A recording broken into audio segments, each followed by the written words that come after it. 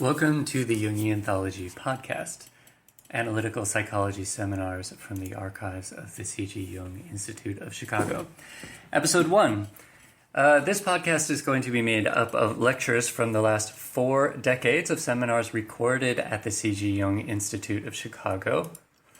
And this archive is one of the largest of its kind in the world, a rich and unique educational resource for anyone with an interest in the well-being of the individual, the community, and the culture. Speakers include internationally renowned presenters whose work is at the forefront of psychological thought, including Robert Moore, June Singer, Murray Stein, John Beebe, Anne Belford-Ulanoff, Donald Kalshed, Andrew Samuels, Ashok Bedi, Jean Shinoda Boleyn, and many others.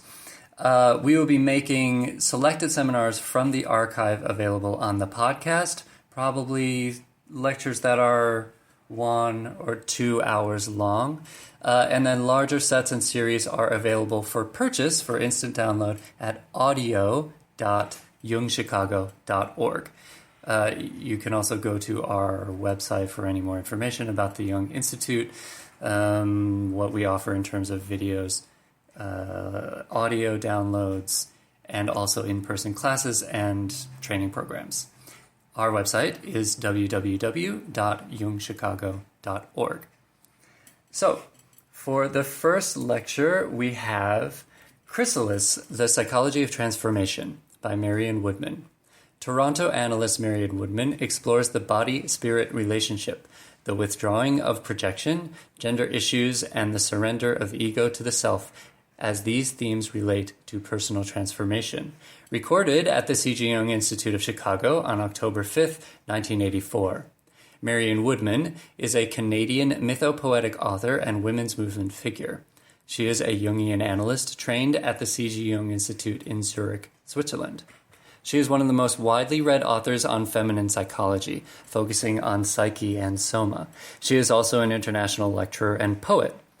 Woodman is author of Addiction to Perfection and The Ravaged Bridegroom. So without anything else from me, here's the lecture. It's always a pleasure to welcome Marion back to Chicago. She's been here a couple of times. I'm sure many of you have heard her. Some of you who haven't heard her in person have probably read her books.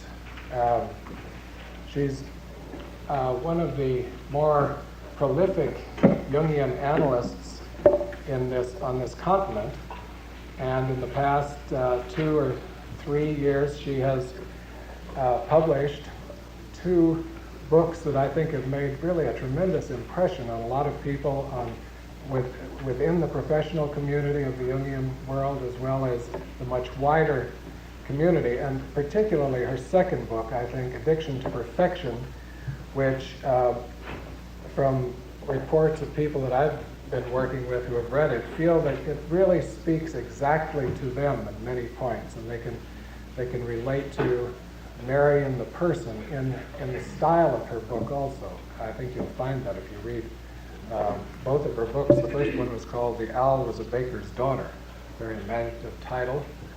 Both books, in a way, deal with problems that Marion has confronted in her practice, particularly with women patients who've had eating disorders, but they really address a much wider range of issues that's applicable to all of us who are addicted to perfection in one way or another, or who suffer from guilt that we aren't perfectly slender and perfectly athletic, and we wheeze a bit in the morning, and we aren't looking better and better as we grow older and feeling better, and so on.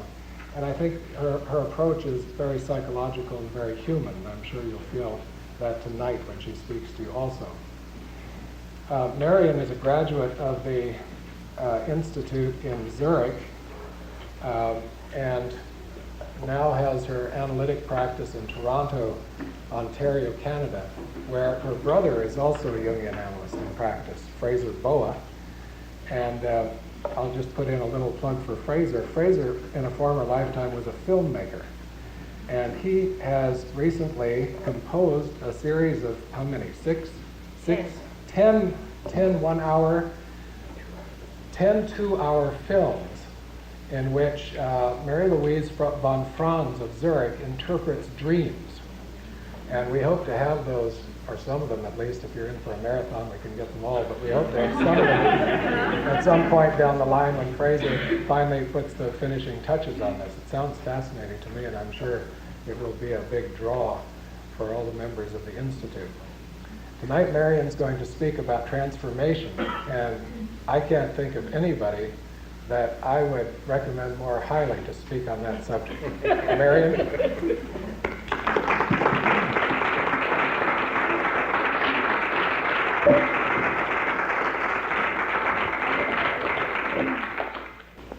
It is a pleasure to be here and to see so many familiar faces.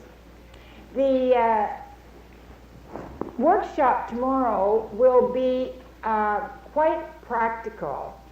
I will tonight put forth the ideas that I have come up with around transformation, death, and rebirth.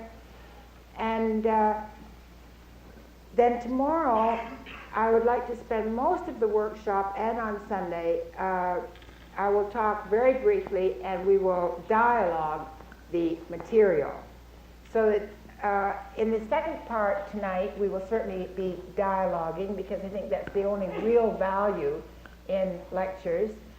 And then tomorrow we will dialogue and do body work in the workshops. So in the second part of the lecture tonight, I will probably be working more with the body, talking more about the body than in the first part. So those of you who are particularly interested in the body, stick it out and we'll eventually get there. I'm infamous for my cyclic way of going around things, and I can't work any other way but in a cyclic pattern. It's not possible for me to go in a linear line. I used to do that, and nothing ever worked for me in terms of the imagination or in terms of creativity within the lecture situation itself.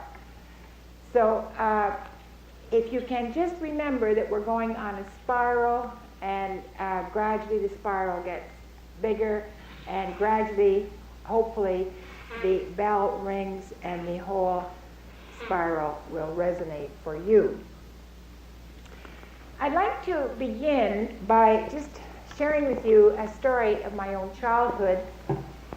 I suppose I was about 3, and I was out in the garden and saw this great black lump in the garden, and terribly excited about lumps, and ran to my father with this thing, and he said it would be a butterfly. And I just thought that was wild, crazy magic. And my father was given to rather practical jokes, and so I thought, that's just another joke. However, he insisted that we take this butterfly, this lump, and pin it onto the kitchen curtain. So every morning I would rush down to see the butterfly, and of course every morning there was a lump. So I finally gave up on the lump. And then one morning, I distinctly remember sitting there with my doll eating shredded wheat, and became aware that there was a presence in the room. I was quite frightened, and then my eyes went onto the curtain, and here was this magnificent butterfly. Its wings were still wet, it was luminous, it was just quivering on the curtain. And of course the chrysalis was at the side. And that was my first experience of death and rebirth. A moment of magic that has stayed with me all my life. And for this reason, my imagination is cycling around this whole concept of the chrysalis, the time in the chrysalis, What goes on in the chrysalis is really what we're going to be talking about tonight, and then the moment of release and transformation.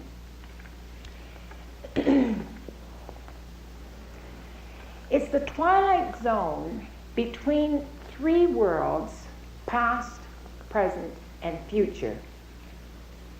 The precarious world of transformation within the chrysalis. Part of us is looking back, yearning for the magic we have lost.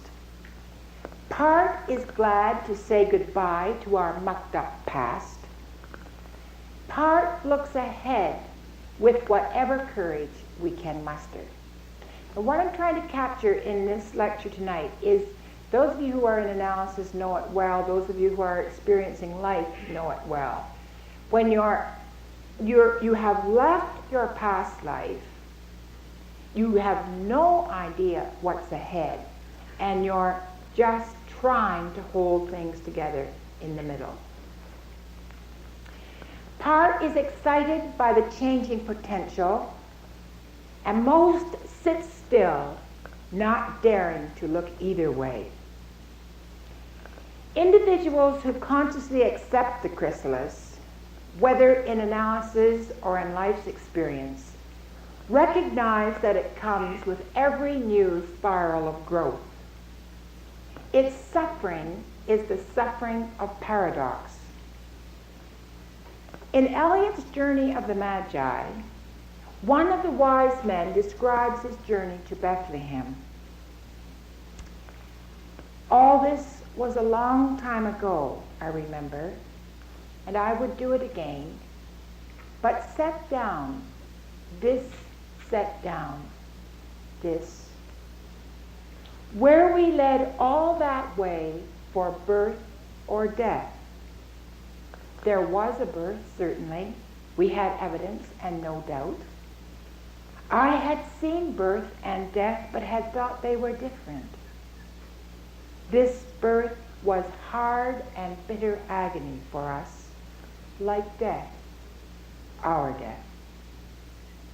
We return to our places, these kingdoms, but no longer at ease here in the old dispensation, with an alien people clutching their gods. If we accept the paradox, we are not torn to pieces by what seems to be intolerable contradiction. There are 2 points of view involved. If you can hold both at the same time, you have paradox. If you're looking at the either or, which is the animist way of looking at it, then you're into contradiction and being torn apart. If we can hold the tension and allow our little circuit to give way to a larger circumference, it is the people who are splayed in the chrysalis who are in trouble. Stuck in a state of stasis, they clutch their childhood toys, divorce themselves from the reality of their present circumstances, and sit hoping for some magic that will release them from their pain into a world of light. A make-believe world of childhood innocence. Rather than take responsibility for their own lives, rather than accept the challenge of growth, they cling to the rigid framework that they have constructed or that has been assigned to them from birth, and attempt to stay fixed. That attitude is against life, for change is a law of life. To remain fixed is to rot, particularly if it be in the Garden of Eden. Why are we so afraid of change? Why, when we go into analysis, because we are desperate for change, why do we become even more desperate when transformation begins? Why do we lose our childhood faith in growing? Why do we cling to the old instead of submitting ourselves to new possibilities, to undiscovered worlds in our own bodies, minds, and souls? We plant our fat amaryllis bulb. We water it, give it sunlight, watch the first green shoot, the rapidly growing stalk, the buds, and then marvel at the great bell flowers tolling their hallelujahs to the snow outside. Why should we have more faith in an amaryllis bulb than in ourselves? Is it because we know that the amaryllis is living by some inner law, a law that we have lost touch with in ourselves? We are living in 1984, a date which has an ominous ring for those of us who have read George Orwell. Some of us read the book 30 years ago and remember the zero-at-the-bone sensation, even imagining a machine in our room that could expose our private life to Big Brother. We felt raped while reading the book and firmly finished the last page saying, "No, no, no, that can never be." 1984 seems so far away, and that vision of demonic machines so outrageous that we trusted we'd never live to see it. But the echoes of Orwell were never quite silenced. And here we are in 1984, living with machines quite capable of tuning into Big Brother at any moment, and computers that can reveal our life story with one push of a button, insofar as button pushing can reveal our life story. Now, I know that computers are fascinating and efficient in their own mechanical way, but a machine, however magnificent, has no soul, nor does it move with the rhythms of instinct. A computer may be able to vomit out the facts of my existence, but it cannot fathom the subterranean corridors of my aloneness, nor can it hear my silences, nor can it respond to the shadow that passes over my eye. It cannot compute the height and depth and breadth of the human soul. When society deliberately programs itself to a set of norms that have very little to do with instinct, love, or privacy, the person who sets out to become an individual, trusting in the dignity of his own soul and the creativity of his own imagination, has good reason to be afraid. He is an outcast, cut off from society, and to a greater or lesser degree from his own instinct. As he works in the silence of his cocoon, he often wonders if he is crazy. At the same time, he knows he would be crazier if he gave up his faith in his own journey. He keeps Blake's proverb pinned to his wall. If a fool would persist in his folly, he would become wise. Another reason for fearing the chrysalis lies in our cultural loss of containers. Our society's emphasis on linear growth and achievement alienates us from the cyclic pattern of death and rebirth, so that when we experience ourselves dying or dream that we are, we confuse the symbolic and actual worlds. Primitive societies were close enough to the natural cycles of their lives to provide the containers through which the members of the tribe could experience death and rebirth. To quote from Van Gennep, in such societies, every change in a person's life involves actions and reactions between sacred and profane. Actions and reactions to be regulated and guarded so that society as a whole will suffer no discomfort or injury. You see, the person knew who he was in the society. He was a boy. He went through the transition. He recognized himself then as a man. So the transitions provided exactly for where the person was in the society. Now, I think we have some rites of passage, but they're pretty strange ones. I think, for example, that the driver's license is one of our rites of passage. We may talk about that in the second part of the program, but if you think of our society, most of us don't know where we are in it.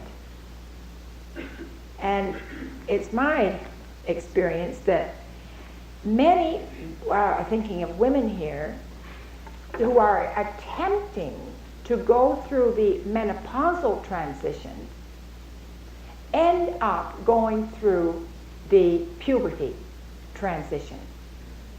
They become quite adolescent. They have the emotions of an adolescent. The adolescent that they were never came into her own body.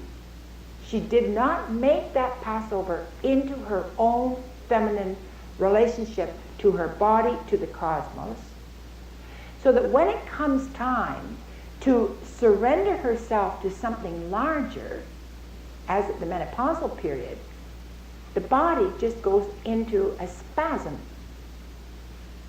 And she has to go through something quite violent in order to come into her body, in order to let it go. Am I making myself clear there? It's as if she has to claim her body, own it, inhabit it, cherish it, before it will allow her to surrender, to let the self come through. Now, the male initiation was very different from the female initiation in the primitive tribes. The male was finding himself in the community, and the rites were set up for him to find where he belonged in that hierarchy. The woman's rites were very different. She was becoming a member of a cosmos. In fact, they often used to make scars on her belly around the navel, so that her navel became the center of the earth, and she became the goddess through which life would come. So that her connection at puberty initiation was very different from the male. The idea with the boys, of course, was to cut them off from the mother, make them warriors. The woman's was very different. About the women, Bruce Lincoln says, rather than changing women's status, initiation changes their fundamental being. A woman does not become more powerful or authoritative, but more creative, more alive. The pattern of female initiation is thus one of growth, of magnification. Lovely word there, magnification. My soul doth magnify the Lord. An expansion of powers, capabilities, experiences. This magnification is accomplished by gradually endowing the initiant with symbolic items that make of her a woman. For example, jewelry, poetry, music, myths, or scars on her body. The scarification is meant to provide an intensive experience in the sense of intense pain endured and an enduring record of that pain presented at all times thereafter. The person is rendered unique. Through this magnification, the woman steps into the cosmic arena. She is given the water of life with which she nourishes the cosmic tree. Rituals did not change the way people lived. They were meant to give meaning to life. See, the whole idea of a ritual was that, and is, in the church, that the individual enters sacred space, knows that it's sacred space. See, in our society there's this terrible confusion of sacred and profane, so that nothing is really sacred and nothing is really profane. So that they enter into this sacred space, they go through the death and resurrection of the god, they contact the archetype within themselves. Having gone through that, and as they did in the old theater, they went through the catharsis of fear, hate, love, all those feelings, and having gone through the catharsis, through the death, came out on the other side with new energy. Then they left that sacred space so that there wasn't the confusion of archetype and individual as there is in our society. I mean, if you listen to children talk, they hardly know the difference between Michael Jackson and God. Take it one step further, Michael Jackson, me, and God. There is not sufficient ego for them to know the difference, literally, between themselves and an archetype. And, for example, the chap who killed John Lennon, the identification with Lenin was absolute. So the ritual then didn't change the way people lived, but it was meant to give meaning to life. Human beings' activities were thus connected to the divine. What would otherwise be boring drudgery was invested with a meaning that transcended animal survival. In more sophisticated societies, the church and the theater became ritual containers. Within the safety and confines of the Mass, the individual could surrender himself to God, experience dismemberment, death, the descent into hell, and the resurrection of the Spirit on the third day. He could experience the magnification of his own spirit in experiencing himself as sacrificer and sacrificed. If any of you have ever gone through a ritual where you sacrificed something you loved, you put yourself on the altar and you are sacrificing yourself so that you become sacrificer and sacrificed. I'm making that clear. I can talk more about that. It's a ritual that I do with a lot of my analysts, and it's tremendously valuable. For example, if a woman loves a man and the relationship breaks and she cannot give him up, and a year later she's still trying and she's still depressed, and the minute she shuts her apartment door she's in tears. If a ritual is gone through where she actually sacrifices something of that relationship that she loves, I mean, if she really does it, I don't mean that you just go through some kind of a ceremony, but if she actually goes through that, she awakes the next morning in a very different space. If you're interested, we can talk more about that later. So like the primitive, he left the ritual with enhanced meaning, with a profound sense of belonging to a cosmos and to a community that respected that cosmos. The theater, too, provided controlled space for projections onto archetypes, for an empathetic response to violence, rage, love, fear, and for the cathartic release as the archetypal behavior worked itself through to its own tragic or comic nemesis. We have lost our containers, and chaos is come again. Without rituals to make a firm demarcation between the sacred and profane, we tend to identify with archetypes. We forget that we are human beings and allow ourselves to be inundated by the power of the gods and demons and usurp it for our own. Many people think life is a meaningless merry-go-round if they are not being transported by love, like Charles and Diana. Or living for a cause like Mother Teresa, or dying for a dream like Martin Luther King. They measure their standard of behavior by comparison with figures who carried immense archetypal projections: Marilyn Monroe, Jimmy Dean, John Lennon. By identifying with an archetype, instead of remaining detached from it, they turn life into theater and themselves into actors on a stage, thus falling prey to demonic as well as angelic inflation. Without the container, they confuse the sacred and profane worlds. What I'm suggesting here is that without the container, the transformation can't go on. It's not safe enough. That if you are really going to go through a death and rebirth transformation, you have got to create a chrysalis.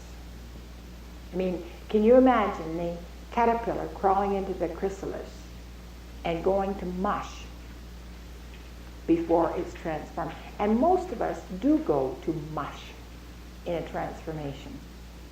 The agony in there is horrific. And without the container, or it can be with another person, with an analyst, through the church, or however, but that container is crucial.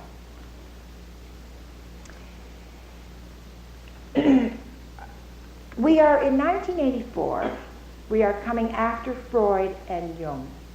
And while poets and madmen had free access to their unconscious before those two giants, the world of the archetype is now an open market for the general populace without any ritual containment. If a person is blindly living out an archetype, he is not containing his own life. He is possessed, and his possession acts as a magnet on unconscious people in his environment. It can become a dangerous world where illusion and reality are fatally confused. Most people come into analysis because they are floundering. Life has lost its meaning. They are experiencing themselves as caterpillars crawling along, often quite successfully. But some deep intuitive voice is whispering, "There's something I'm missing. I need a cocoon. I need to go back and find myself." Now, they may not quite realize that when caterpillars go into cocoons, they do not emerge as high-class caterpillars. And they may not be prepared for the agony of the transformation that goes on inside. Nor are they quite prepared for the winged beauty that slowly and painfully emerges, but who lives by a very different set of laws than a caterpillar. Even more confounding is the fact that friends and relations who may be quite happy caterpillars have no patience with a silent, hard-edged chrysalis that is all turned in on itself, selfish, lazy, self-indulgent. You know, that's what they always say about people in analysis. They have even less patience with a confused butterfly who hasn't adjusted to the laws of aerodynamics.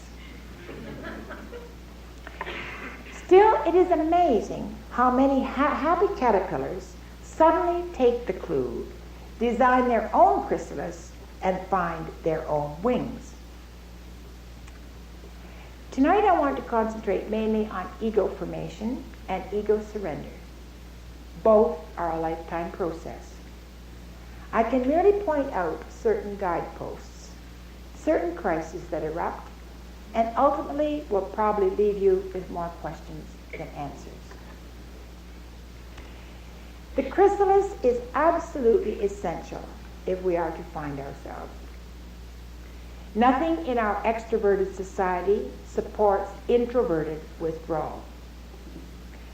We are supposed to be doers, taking care of others, supporting good causes, unselfish, energetic, doing our Christian duty. So many analysts say that to me. You know, I should be down at the hospital reading to the blind. They shouldn't be here wasting my time in analysis. But you see, what they forget, there is one thing needful, and if you haven't got that one thing needful, the others don't matter. If we choose to be, our loved ones may automatically assume we are doing nothing. You know, the person who's upstairs meditating or upstairs reading, you've all had this happen, I'm sure, when you were a child. Your mother calls up and says, "What are you doing?" And you say, "Reading." And she says, "Well, come down here and do something." The whole business of being in our society, and I think even reading is not being, but just being, meditating, or being in nature, however you conceive of the word being, it is not really respected in our society. We begin to look at our primal muck when we come into analysis as it surfaces in dreams. All chaos starts to break loose inside, and we wonder what's the point of dredging up all this stuff. We argue with ourselves, I should be out there doing something useful. But the truth is, I can't do anything useful if there's no I to do it. I can't love anyone else if there's no I to do the loving. If I don't know myself, I cannot love myself. And if I do not love myself, my love of others is probably my projected need of their acceptance. I am putting on a performance in order to be loved. I fear rejection. If nobody loves me, I won't exist. But who are they loving? Who am I? That is what going into the chrysalis is all about. Undergoing a metamorphosis in order to be able to stand up and say, I am. The gnawing hunger, the incessant yearning at the core of many lives began at birth, or perhaps even in utero. In order to survive in a demanding environment where one or both parents projected their unlived dreams or nightmares onto their children, the infants gave up trying to live their own life. As little human beings with needs and feelings of their own, they were rejected. Their mystery was never considered. And so they grew up automatically thinking in terms of pleasing others.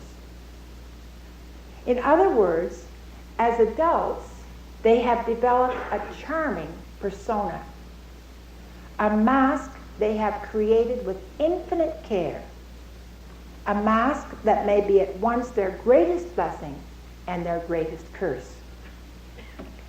Outwardly, they may be brilliantly successful, but inwardly empty. They cannot understand why their intimate relationships are repeating a disastrous pattern, which they can recognize but can do nothing to stop. They dream they are actors, the spotlight is on them, but they can't remember the play they're in, let alone their lines. If their ego is barely formed, they may not even appear in their own dreams. They may recognize themselves as golf balls or little animals.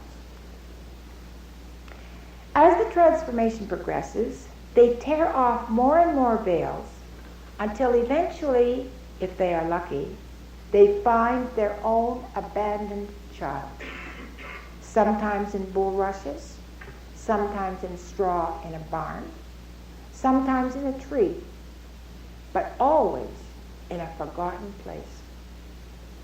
That child has talents and feelings and potentials that are quite incongruous with the conscious situation. I always advise my analysans to let their child play when there is no one else in the house. I mean, I think you really have to go back and be that child and play. You know, with finger paints, whatever, and let the energy of the child come out. And his concentration will be very short, maybe only 2 minutes. Get a great huge piece of newspaper because when that child starts to come, a piece of drawing paper that big is absolutely useless. I mean, just go one splat and it's finished. You need a big piece of newspaper and let the energy out. Dance, do whatever that child wants to do, and let it mature. Otherwise, you just keep making a fool of yourself. Because he will keep slipping out in the most extraordinary places. Before leaving the persona, I need to point out that we all need at least one persona. Jung was once lecturing on the topic when a student accused him of being hypocritical if he used a persona. Jung said that he had just had a fight with Emma, and he was still angry, but that anger had nothing to do with the students, nor their reason for getting themselves to the institute that morning. It was neither fair to himself nor to them to inflict that anger there.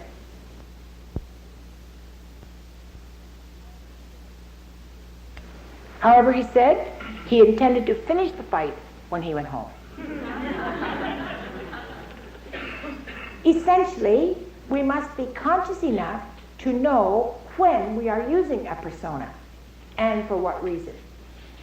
Otherwise, we are seducing ourselves into identification with the persona and therefore unaware of our genuine feelings and unable to put them into action at the right time and place.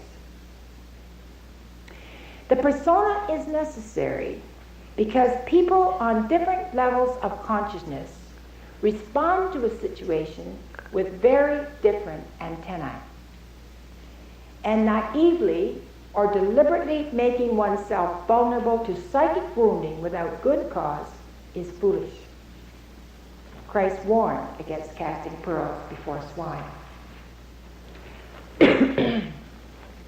Now to return to the child.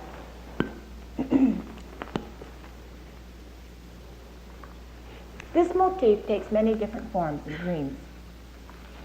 When the conscious ego is able to release repressed psychic energy or reconnects with unconscious body energy, it makes the decision on its own behalf. Then babies appear in dreams. If the ego maintains that connection, the child grows and is nurtured. If the conscious attitude falters or fails to act on the energy, the baby may appear mutilated, starving, or dead. It may simply disappear. Sometimes when the psyche is preparing to move on to a new level of consciousness, or the conscious attitude has found a new union with the unconscious, the dreamer may find himself or herself pregnant, or a shadow or anima figure may be pregnant. 9 months later, there will be dreams of passing over into a new country, or moving through difficult tunnels or subterranean holes, or an actual birth dream appears.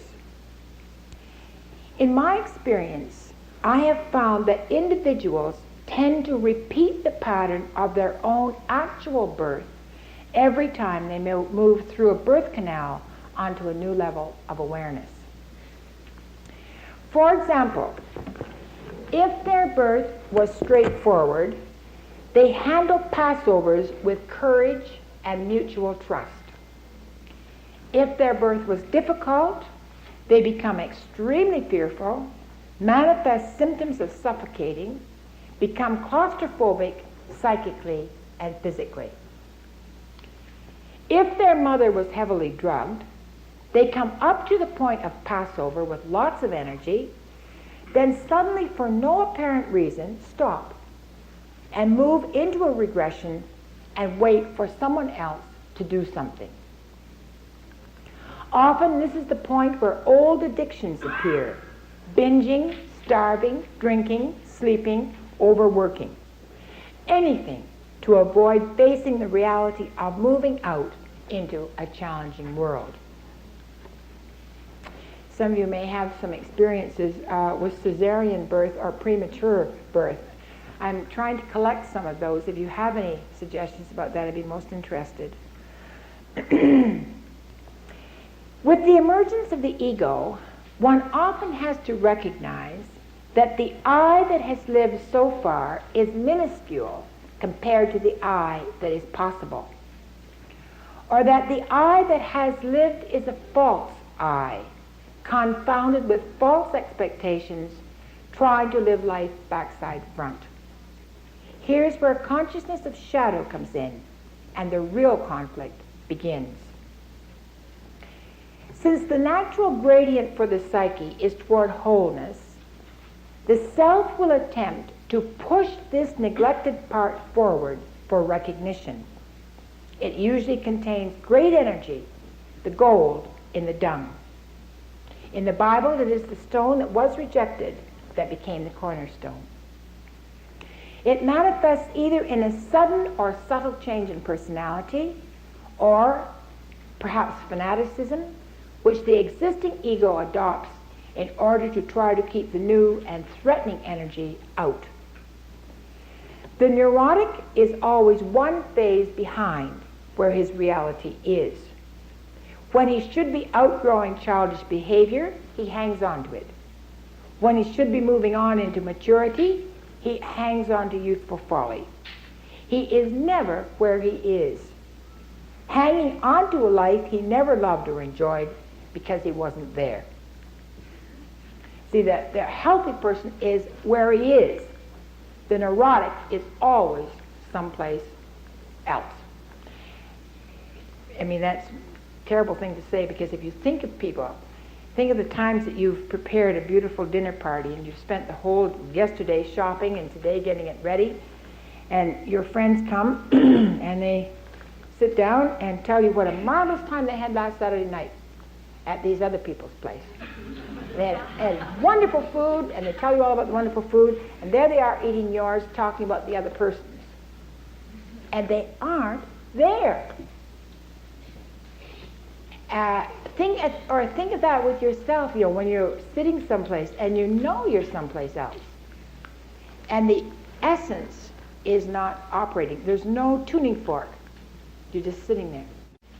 We cannot drop the tensions. We have to hold both arms on the cross in order to widen consciousness. That is, you have to hold the tension between what's past and what's ahead.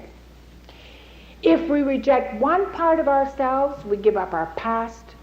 If we reject the other part, we give up our future. We must hold on to our root and build from there. That root often appears as a psychic home, sometimes a summer cottage that the dreamer loves, or the country of his origin, or his ancestors' origin. The longing to go home must certainly be looked at symbolically, for it is often more than a longing for regression. It can be the one solid root that goes right through the life, and it is the point of genuine nurturance for spiritual growth. Tonight, because of time limitations, I am concentrating on the ego, circumventing insofar as possible the innuendos of problems of relationship and the pain of withdrawing projections. I'm going to talk about that tomorrow under empowered. See, when we pull our projections back, we take our own power back into ourselves. One point, however, I do wish to make about this. As the feminine side matures in the male and the female, notice I'm using feminine not in terms of women, but the feminine principle in both men and women. As it matures, and with it the creative masculine, the way I image this, the positive feminine moves ahead, the positive masculine moves ahead, and then the masculine may go a little ahead, and then the feminine. But they keep up with each other. As the femininity becomes more and more able to receive, as the chalice, it can sustain a much, much stronger thrust from the masculine. So that it takes a very strong chalice to hold a strong masculine. So that the two mature together. And by positive masculine, I mean a masculinity that is out of the father. She is no longer pleasing daddy, or the man is no longer doing what daddy did. You know, in other words, just unconsciously following an old pattern, an old set of traditions. Again, in the Christian myth, that would look like the Virgin Mary, the receptacle, bringing forth the divine child. The creative imagination comes through the feminine chalice. So as the feminine matures then, and with it the positive masculine, the instincts, feelings, needs become finely differentiated, and a new sensitivity towards oneself and others evolves. If the psychic integration is being paralleled with physical integration, and the body is becoming increasingly conscious, the body's symptoms must be acknowledged as a thermostat in the relationship. The feminine is not interested in abstract theories and logical reasons. Feminine wisdom comes out of the marrow of bone, out of the suffering of experience, the fish that comes out of the gut, not out of the head. Like the primitive woman, the feminine makes the passover into maturity when it experiences itself as part of the rhythms of nature, cosmic, at the same time looking straight at the reality of the here and now, the present that is instantaneously shifting, so that what's right in one moment is wrong in the next. What's right with this person is wrong with another. So there's continual, instantaneous consciousness. You are responding all the time to what is right there with you. The mature feminine breaks away from the patriarchy and seeks union with the positive animus. Here's where real problems begin to develop in long-established relationships. The symbiotic twins are ripped apart. If the partner is not in analysis, the continual flux is exasperating. If, for example, the wife is in analysis, experiencing her feminine ego, well grounded in her female body, her husband may be delighted, surprised, and shocked by her sexual abandonment. Then suddenly, consciousness may illuminate blocks in her body, or the self may begin to demand a new level of physical and spiritual relationship, in which case the woman must look at her symptoms.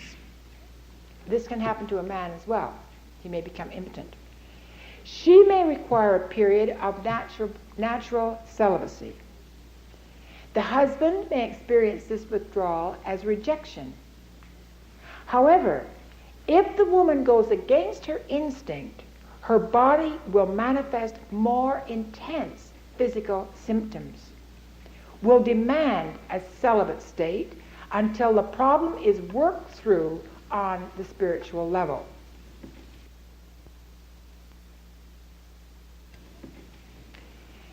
Sexuality has to be differentiated from intimacy. If the two souls are not attuned, or if the self is demanding a new attunement on a different level, the partners may try to fool themselves into believing everything is all right. One or other may demand sexual intimacy. But the body does not lie. Its wisdom is not shallow. The conscious body will attempt to force the relationship onto a new spiritual level of intimacy, which can then be embodied at a very different level of sexuality. This passover requires a magnification of the feminine in both partners if the relationship is to survive. Lashing out in frustration, fear, power, and self-pity only compounds the problem. Each partner has to realize that the other is wandering blind in unknown territory. That's God's country, and there one moves with faith. Now, I'd like to, for the sake of the workshop tomorrow, take a big leap here. And what I've talked about so far is the building of the ego. Now I would like to take a huge leap and talk about the surrender of the ego. When the self starts to move in and demands the surrender of the ego. When the Cinderella work has been accomplished in the kitchen, in dreams, how you're always working in your kitchen, you are bringing in the instincts from outside, the chickens, the vegetables, and each one I think has its own particular meaning. You do your Cinderella work. You put that into the fire, it is transformed with emotion, and gradually something new begins to happen.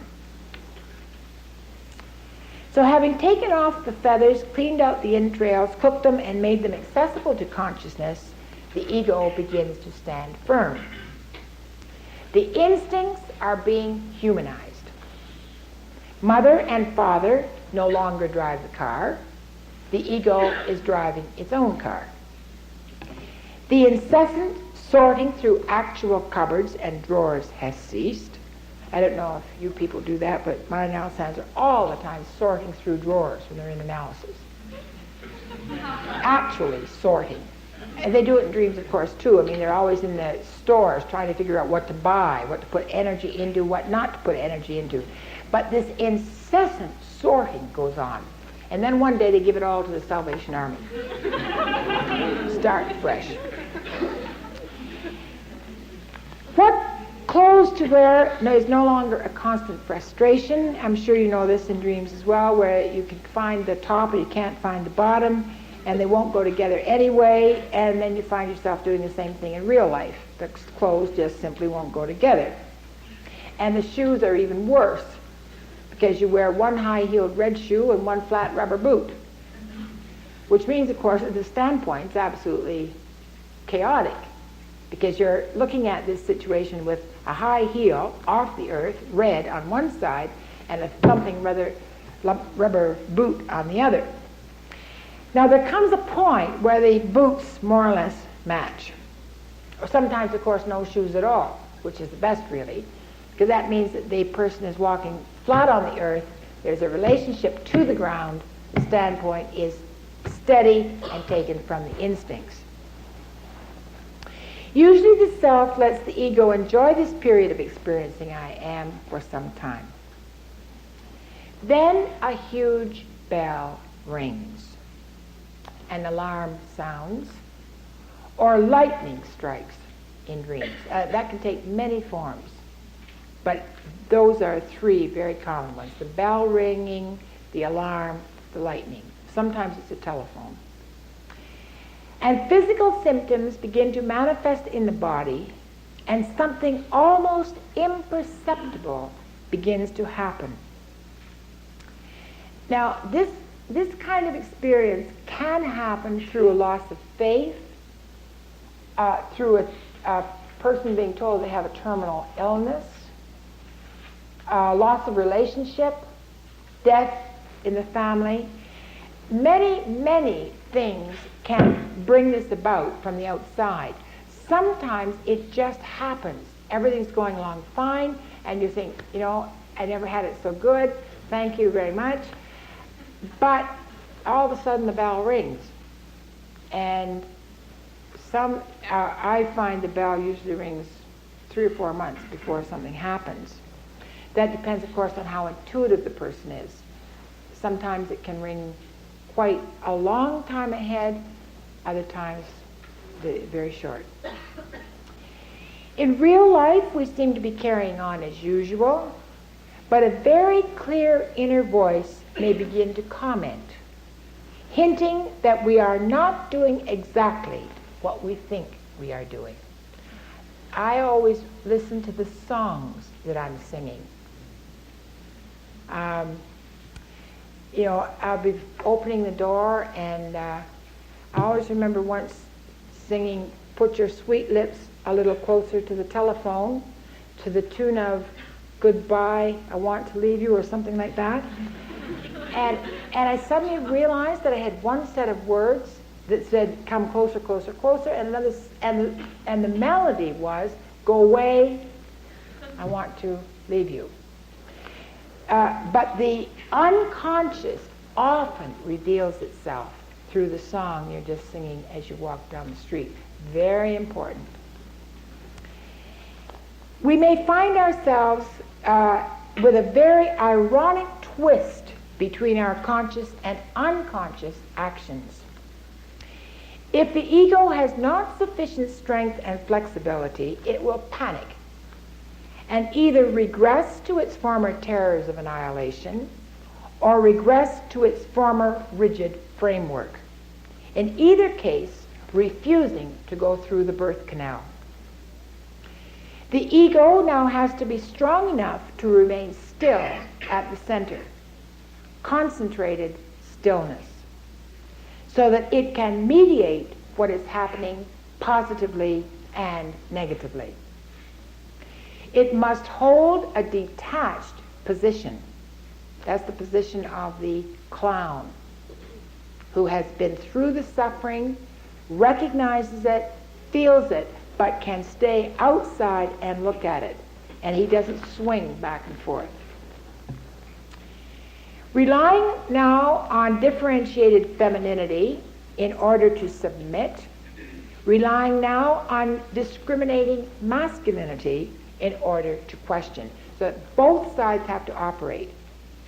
On one side, you use your highly developed femininity in order to receive what's happening because you don't want it to happen. On the other side, trying to discriminate with the masculine. Something immense begins to happen in the very foundation of the personality, and consciousness experiences the conflict as crucifixion.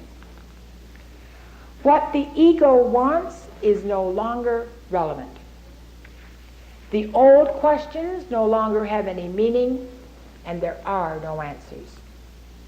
There may be a few stricken whys, but they belong to the order of logic and discipline.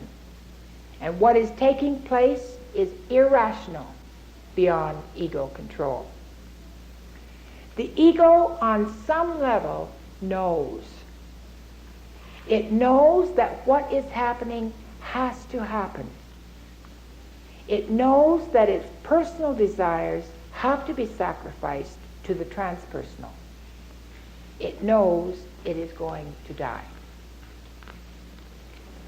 Some of you may have been through that in a relationship where you love the person very, very much, but you know it's not the right relationship for you, and it starts to go wrong, and you're clutching with one hand, trying to hold on to it at the same time knowing that it's being taken away and it should go. It is a period of throbbing pain.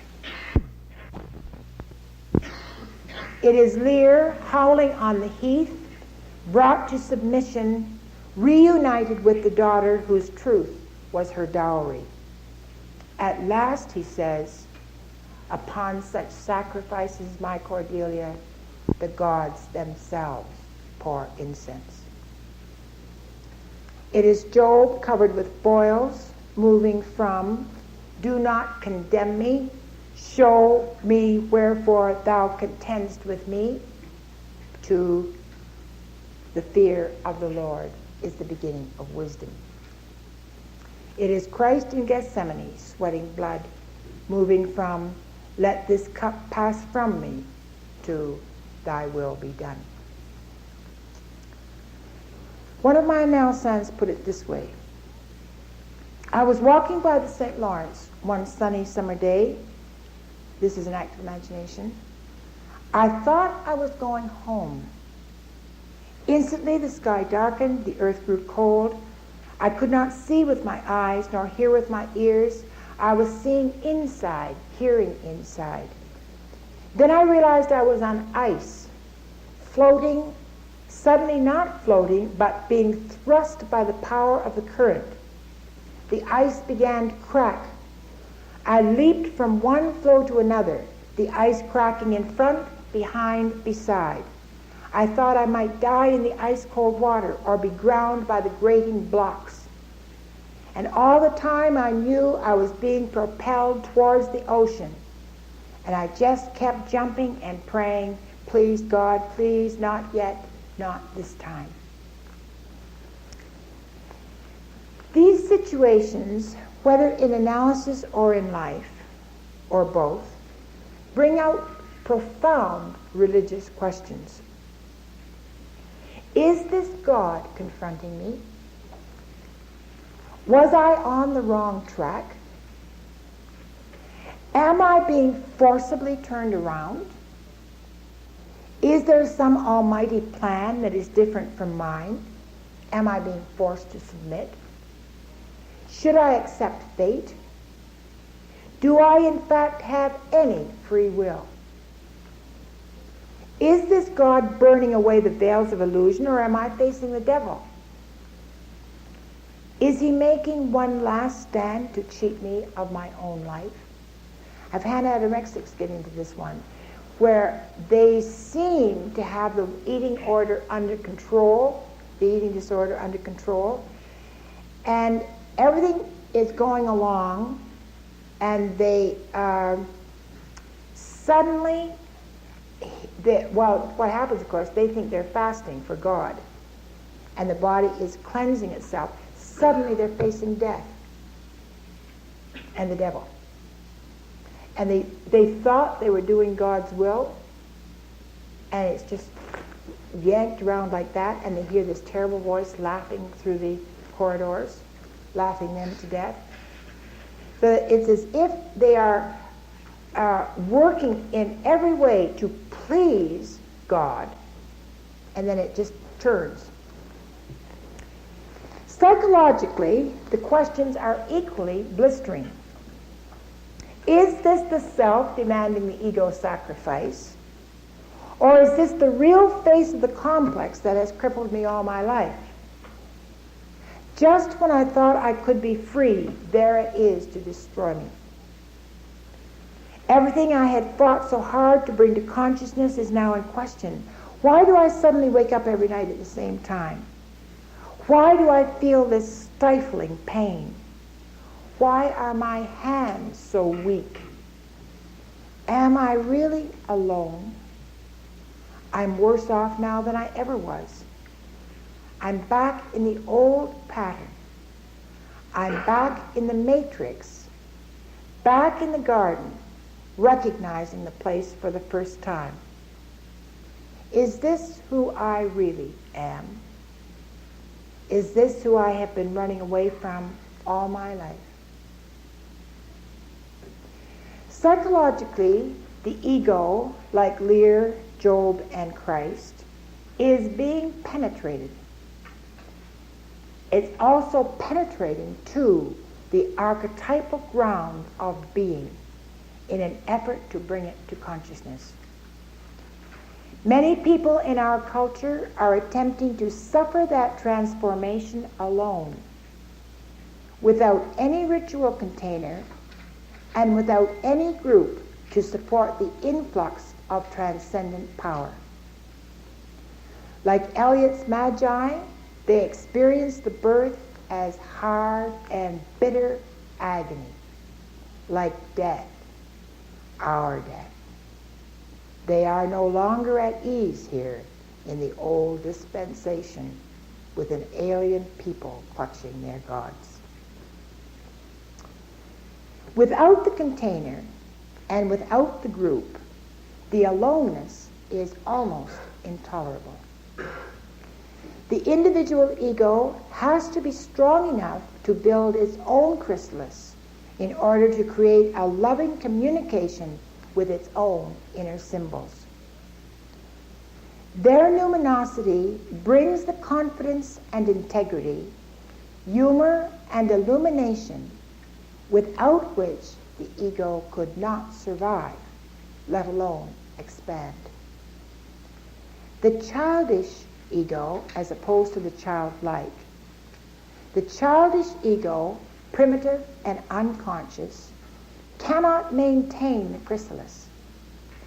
It wants to project everything and tunes in to a natural order. It wants to explain everything by magic. The childlike ego can hold the tension, pull in the projections, and ponder the inner mystery. At the transpersonal level, the symbols are simultaneously individual and universal. At that level, none of us is alone. New relationships, bypassing the world of transitory disguise, begin at that depth, and from there relate back to the world in a totally new way. See, so many times the analyst will say, I have no friends, I've lost my relationship, I'm terrified, I wish I'd never committed this bloody mess in the first place. But if you can hold on until, I'm sure some of you have had the experience of sitting down in a train or sitting even in a restaurant, and somebody comes over to you to talk, and they just suddenly open up their whole life story. The unconscious recognizes people who have been through it. And suddenly you have a whole new group of friends. Not the superficial, unconscious people perhaps, although I have lots of friends that I love to be with who are totally unconscious. They're marvelous, you know. We just have a wonderful time about recipes and bagels and diapers and you know, there's no big question of why and how and analytically what's going on. None of that. I think you need a lot of unconscious friends, quite frankly. Many of you will be familiar with Thomas Merton's autobiography, Seven-Story Mountain, in which he describes, among other things, his conversion to Roman Catholicism and his life in the Trappist monastery. What is essential, he said, speaking of his life as a monk, is not embedded in buildings, is not embedded in clothing, is not necessarily embedded even in a rule. It is somewhere along the line of something deeper than a rule. It is concerned with this business of total inner transformation. According to his own account, Merton completed his inner transformation on his Asian journey, standing barefoot in the presence of a giant Buddha. My Asian pilgrimage has purified itself, he wrote. I know and have seen what I was obscurely looking for. I have pierced through the surface and have gone beyond the shadow and the disguise. When Merton asked a Buddhist abbot, what is the knowledge of freedom? The abbot replied, one must ascend all the steps, but then, when there are no more steps, one must make the leap. Knowledge of freedom is the knowledge, the experience of this leap. Thank you.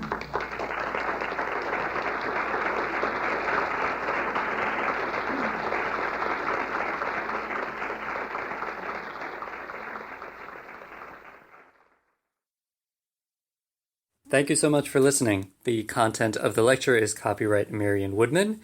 My name is Ben Law, the editor of the podcast. If you are interested in classes, training programs, downloads or to make a donation to support the podcast, please visit our website, www.jungchicago.org. This podcast is distributed under a Creative Commons Attribution Non-Commercial No Derivatives license, so please do not change it or sell it, but you are welcome to share it as much as you like. Thank you, and we'll see you next time.